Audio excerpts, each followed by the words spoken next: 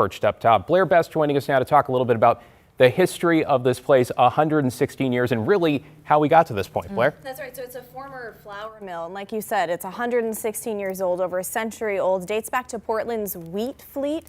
It transported Oregon grain to ports around the world. And in 1912, notably, the building actually caught fire. A fire started by a short circuit in one of the milling machines. And sprinklers at the time could not contain the flames, and the city's fireboat actually couldn't even shoot water high enough to reach the flames. You can see it's a pretty tall building, I believe 7 or 8 stories high.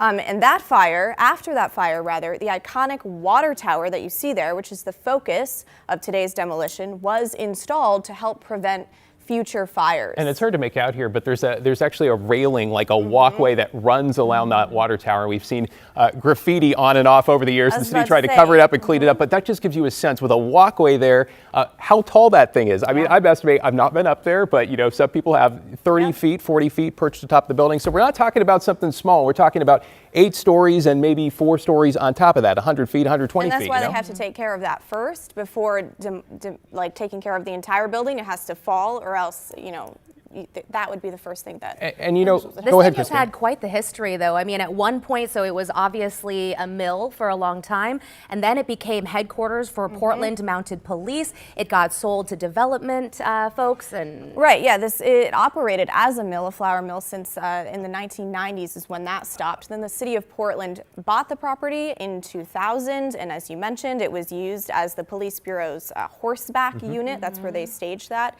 And then about 2 years ago, the city sold the building to a developer for just over $1 million. That developer immediately sold it to Stuart Lindquist, the man who owns the ICE building on the south waterfront. And what's really interesting is we've seen some of the development plans for what this could look like, and it's maybe mid-rise residential, 5 or 6 stories, and this came out maybe in the last year or two. What's been notable to me looking at those plans and knowing this neighborhood very well is they wanted to take the water tower and put it on the new buildings, right? It's as part of it, as part of history. It's part of Portland's waterfront, and people wanted to save that, and it's kind of sad, honestly, that it's being taken away. You're not going to see it happen now, right? This whole thing is sad. yeah, we'll see what happens though with this whole thing that's happening today. And